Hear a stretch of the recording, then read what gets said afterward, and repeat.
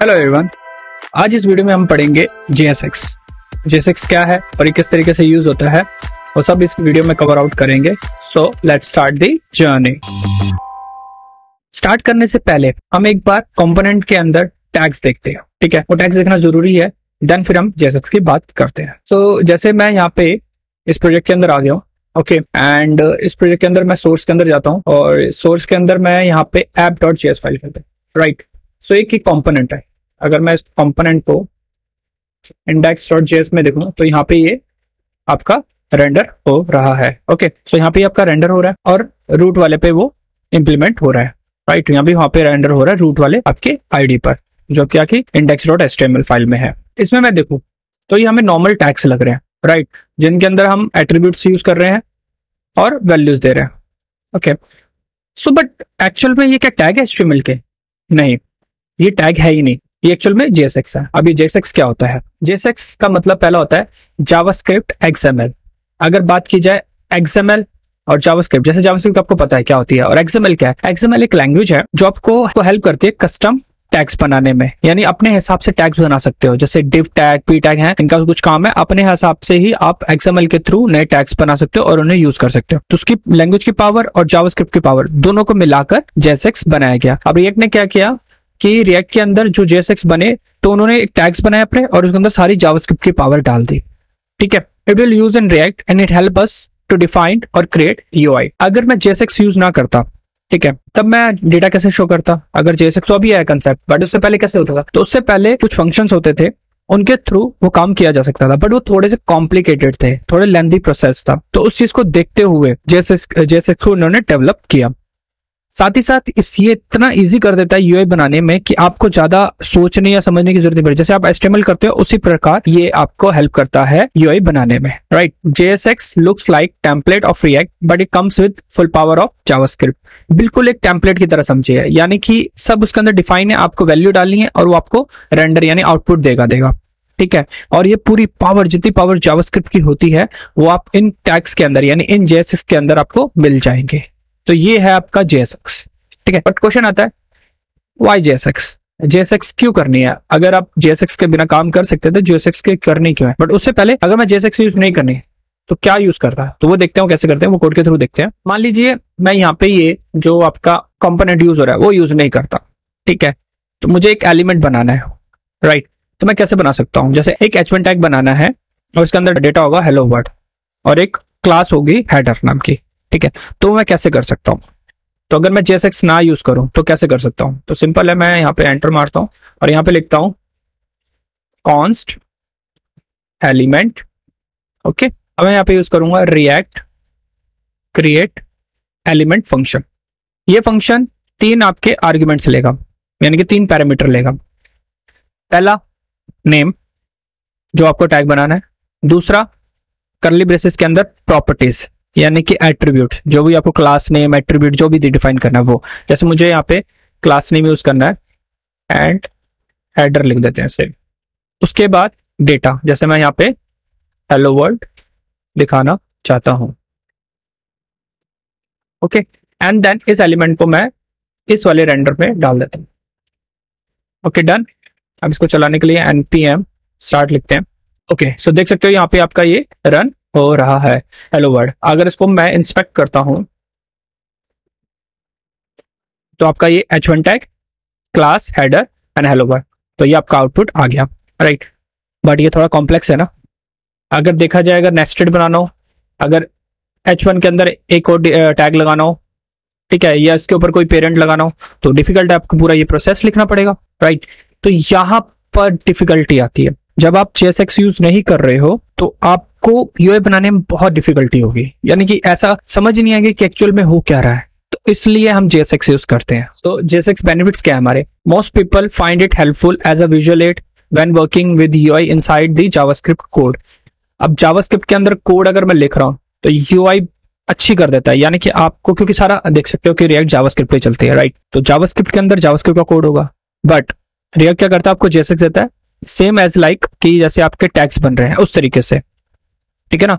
तो उस तरीके से हेल्प आउट करता है विजुअल करने में, यानी आपको समझ आ जाएगा कौन सी चीज कहाँ पर है। It allows React to show more useful error and warning message. आपको ना एक एरर और वार्निंग जो आती है वो बड़े आराम से पता लग जाएंगे कि कहाँ पर कौन सा एरर आ रहा है, कौन सी वार्निंग आ रही है, कहाँ पे क्या दिक्कत है, वो सब चीजें क्लियर आउट हो जाएगी। अगर आप टैग्स के अंदर आपको पता लगा इस लाइन नंबर पे ये एरर है, इस जगह पे ये वार्निंग है, तो आपको क्लियर जल्दी होगा अगर आप जेएसएक्स यूज करोगे। तो ये है बेनिफिट्स जेएक्स के। अगला टॉपिक जो आता है वो आता है एम्बेडिंग एक्सप्रेशन। एक्सप्रेशन क्या है? एक्सप्रेशन ऐसे मान लीजिए जब आप वेरिएबल के अंदर कोई वैल्यू डाल रहे हो और उस वेरिएबल को कहीं यूज करोगे एज आउटपुट, तो वहां पे वो आउटपुट देगी आपको, ठीक है ना। अगर मैं नेम के अंदर वैल्यू डाली अमित और वो नेम कहीं प्रिंट करता हूँ तो वो अमित दिखाएगा, राइट।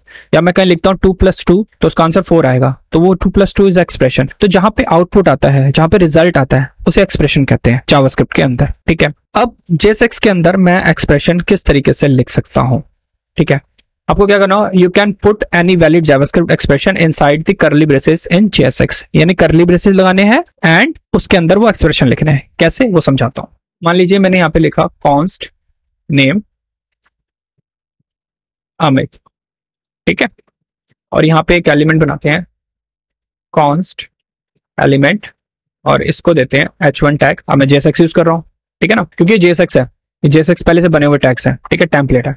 अब इसे एचटीएमएल मत समझना, ओके। यहाँ पे कर्ली ब्रेसेस लगाने हैं।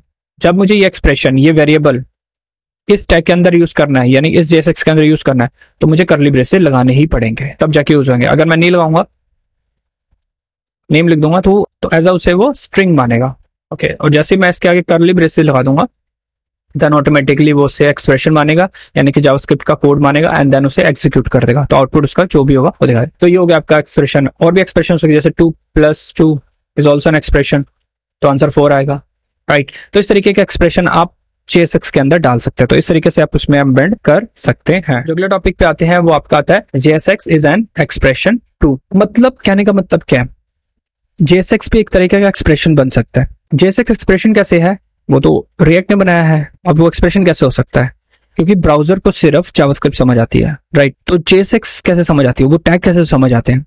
रिएक्ट क्या करता है, जेएसएक्स को कन्वर्ट कर देता है जावास्क्रिप्ट में, फिर वो जावास्क्रिप्ट का कोड बन जाता है एंड देन वो फिर ब्राउजर पर चलता है, क्योंकि ब्राउजर कभी भी जेएसएक्स चला ही नहीं पाएगा, समझ नहीं पाएगा। ब्राउजर को सिर्फ आपका जावास्क्रिप्ट समझ आती है, तो उसमें कन्वर्ट होता है। तो जेएसएक्स फिर उस टाइम पे वो एक्सप्रेशन बन जाता है, यानी कन्वर्ट हो जाता है एक्चुअल में। तो जैसे कन्वर्ट होता है तो वो आपका बन गया एक्सप्रेशन। अब उस एक्सप्रेशन को मैं कहीं भी यूज कर सकता हूँ, एज अ वेरिएबल भी उसे असाइन कर सकता हूँ। अब वेरिएबल कैसे असाइन कर सकता हूँ वो समझाता हूँ। जैसे ये आपका एलिमेंट बन गया, ये आपका जेएसएक्स हो गया। अब ये वैल्यू मैं एलिमेंट के अंदर डाल रहा हूँ, ओके, और इस एलिमेंट को प्रिंट कर रहा हूँ। एक्चुअल में ये कोड पहले कन्वर्ट हुआ आपके किसमें, जावास्क्रिप्ट एक्सप्रेशन में, एंड देन वो एलिमेंट के अंदर गया, एलिमेंट ने फिर जाके उसे ब्राउजर पे प्रिंट कर दिया। तो इस तरीके से कंपाइलेशन होती है जेएसएक्स की। अब इस एक्सप्रेशन को आप जब भी कन्वर्ट होता है किसी चीज में भी यूज कर सकते हो। जैसे जावास्क्रिप्ट के अंदर फॉर लूप है, उसके अंदर एक्सप्रेशन यूज कर सकते हो, इफ कंडीशन के अंदर यूज कर सकते हो। जहां भी जावास्क्रिप्ट का कोड यूज हो सकता है वहां ये जेएसएक्स यूज हो पाएगा। तो जेएसएक्स आपका एक्सप्रेशन है, तो इस वजह से वो कहीं भी जावास्क्रिप्ट में यूज हो पाएगा, ये कहने का मतलब है। अगला जो आता है वो आपका आता है स्पेसिफाई एट्रीब्यूट विद जेएसएक्स। अब मैं जेएसएक्स के साथ एट्रीब्यूट कैसे डिफाइन कर सकता हूं वो देखते हैं। सो यहाँ पर मैं ये कोड हटाता हूँ एंड देन यहाँ पे एक एंकर टैग बनाते हैं, ओके, और इसके अंदर href डाल देता हूं https://www.reactjs.org, राइट। अब मैंने यहाँ पे क्या किया, एक एट्रीब्यूट डिफाइन किया। जैसे हम टैग्स के अंदर एट्रीब्यूट डिफाइन करते हैं उसी प्रकार आप यहाँ पे भी डिफाइन कर सकते हो, ठीक है। आपको यहाँ पे सिर्फ लिखना है href और स्ट्रिंग। तो जैसे लिखोगे, अब एक्चुअल में यहाँ पे अभी डेटा आएगा नहीं क्योंकि मैंने नाम नहीं डाला, तो यहाँ पे मैं लिख देता हूँ React link, okay, and then ये लिंक आ गया। और जैसे इस पे क्लिक करता हूँ तो यहाँ पे मेरा रिएक्ट की वेबसाइट खुल जाएगी। तो इस तरीके से आप एक एट्रीब्यूट को डिफाइन कर सकते हो। अगर वो स्ट्रिंग में है तो डबल कोट्स के अंदर। अगर इसको मैं अब एक एक्सप्रेशन बना दूं, कॉन्स्ट लिंक, और यहाँ डिफाइन कर दूं एंड देन इसको यहाँ पे अगर मैं यहाँ पे लिंक लिख दूं तो मुझे कर्ली ब्रेसेस लगाने पड़ेंगे, क्योंकि एक्सप्रेशन कभी भी टैग के अंदर या कहीं भी टैग के अंदर या एट्रीब्यूट्स के अंदर वो हरदम आपके कर्ली ब्रेसेस से यूज होंगे। कर्ली ब्रेसेस नहीं लगाओगे तो वो यूज नहीं होंगे, कर्ली ब्रेसेस लगाओगे तो यूज हो पाएंगे, ये याद रखना है, ठीक है। आपको वेरिएबल डिफाइन करना, एक्सप्रेशन कोई भी एक्सप्रेशन हो गया वो सब आपको यहाँ पे कर्ली ब्रेसेस के थ्रू एक्सेस हो पाएंगे। तो मैंने जैसे लिंक लिखा, दोहरा गया, एंड देन इस पे दोबारा क्लिक किया तो दोबारा वो लिंक खुल जाएगा। ओके, तो इस तरीके से आप एट्रीब्यूट डिफाइन कर सकते हो टैग्स के अंदर। ठीक है, एक और चीज, जब आप एट्रीब्यूट डिफाइन कर रहे हो, रिएक्ट ने सारे एट्रीब्यूट कैमल केस में रखे हैं, यानी कि कैमल केस का मतलब जैसे मैं क्लास नेम लिख रहा हूं तो क्लास और नेम दो वर्ड है, तो फर्स्ट वर्ड तो आपका हो गया स्मॉल में यहाँ पे, एंड सेकंड जो नेम का वर्ड का जो फर्स्ट है वो आपका कैप्स में हो गया। तो इसी तरीके से इन्होंने क्लास नेम लिखा। ऐसे और भी होते हैं जैसे टैब, इंडेक्स आपको मिल जाएंगे। ठीक है, ऑन क्लिक। ठीक है, तो इस तरीके के आपके एट्रीब्यूट्स आपको कैमल केस में रखने होंगे। अगर कैमल केस यूज नहीं करोगे तो वो नहीं यूज होंगे। ठीक है ना। एक चीज और, इसके अंदर मैं चिल्ड्रन कैसे डिफाइन कर रहा हूँ, चिल्ड्रन का मतलब क्या होता है ये समझिए आप पहले। ठीक है, जो इसके अंदर जो जिस टैग के अंदर कोई टैग हो या कोई डेटा वो उसका चिल्ड्रन होता है। ठीक है, अगर मैं इसके ऊपर यानी एंकर टैग के ऊपर एक डिव बना दूं एंड देन इसको यहां से कॉपी करके इसके अंदर डाल दूं, तो एक्चुअल में ये इसका पेरेंट और ये इसका चिल्ड्रन हो गया। चिल्ड्रन कैसे यूज होगा वो हम आगे देखेंगे, फिलहाल इसको मान लीजिए ये आपका चिल्ड्रन है। तो हर टैग के अंदर कोई भी टैग हुआ या डेटा हुआ वो उसका चिल्ड्रन होता है।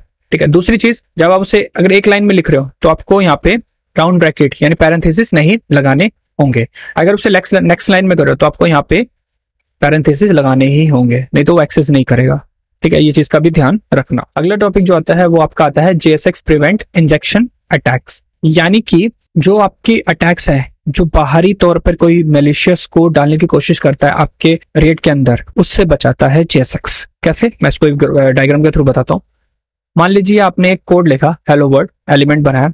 ठीक है, अब ये ब्राउजर की तरफ जा रहा होता है तो उससे पहले ये रिएक्ट के अंदर जाएगा यानी कंपाइल होगा। राइट, तो जैसे आप कंपाइल होने के लिए भेजते हो और बीच में कोई हैकर इसके अंदर अपना मैलिशियस कोड डाल देता है, यानी कि हेलो वर्ल्ड के साथ साथ एक अलर्ट बटन डाल दिया या फिर कोई कोड डाल दिया जो एग्जीक्यूट होकर जो आपके कोड को खराब कर देगा। राइट, बट जब ये कंपाइलेशन के पास जाता है विद मैलिशियस कोड तो ये क्या करता है, उसको कन्वर्ट कर देता है स्ट्रिंग के अंदर। अब वो स्ट्रिंग के अंदर कन्वर्ट हो गया तो स्ट्रिंग एज अ स्ट्रिंग ही माना जाता है, यानी कि आउटपुट ही आएगा, कोई एग्जीक्यूशन नहीं होगा। अगर उसमें कोई तुमने कोड भी लिखा होगा जो एग्जीक्यूट होना चाहिए वो एग्जीक्यूट भी नहीं होगा क्योंकि वो स्ट्रिंग में कन्वर्ट हो चुका होगा। देन जाके वो आपके ब्राउजर पे प्रिंट यानी रेंडर होता है। तो इस तरीके से आपका रिएक्ट हेल्प करता है, आपके इंजेक्शन अटैक से बचाता है आपको रिएक्ट। सो आज के लिए इतना ही था। हमने क्या क्या पढ़ा, हमने पढ़ा कंपोनेंट के अंदर टैग्स एक्चुअल में HTML टैग्स नहीं है, वो JSX है। JSX यूज की जाती है। JSX के अंदर एक्सप्रेशन कैसे लिख सकते हैं और JSX एक ऑल्सो एक्सप्रेशन टू, और फिर हमने एट्रीब्यूट कैसे डिफाइन कर सकते हैं वो देखा। हमें रिएक्ट कैसे बचा सकता है इंजेक्शन अटैक से वो हमने सीखा। सो ये सब चीजें हमने कवर आउट की। सो लाइक, सब्सक्राइब, शेयर और बेल आइकन पे जरूर क्लिक कर दीजिएगा। मिलते हैं नेक्स्ट वीडियो में, तब तक के लिए नई चीजें सीखते रहिए और बढ़ते रहिए।